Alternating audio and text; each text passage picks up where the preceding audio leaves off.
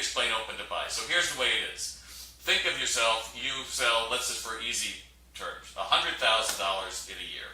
And we want, and that's like $50,000 worth of inventory, right? Because we assume that we marked it up twice. So $50,000 in a year will get us $100,000. All right, so if we understand that, I want to have a two-turn, right? So that means I bought $25,000 and then I sold that out in 6 months and then I sold the other $25,000, right? Basically, you've now created a box.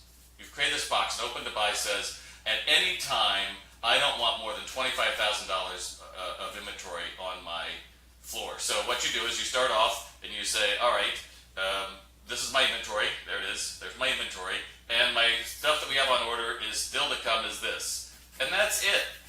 All right? So that's it. That's as much as fits in the box. That means you go to the fair or whatever, there's a buying trip, and you can't suddenly just say, well, we're just going to put more in there. Really?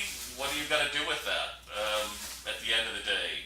Because it just starts piling up, and you can't close it again, and what happens is, this is why so many retailers are in trouble.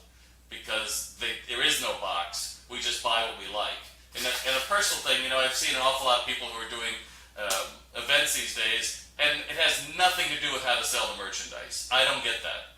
You are here to sell merchandise if you're a retailer. That's what your goal is. This is your money, scattered all, I can't move my camera, but this is your money that doesn't fit in the box. That's sitting there, trying to make something. So what are you going to do with that? Well, an open to buy solves that. So I have a post somewhere about that, I think, as well.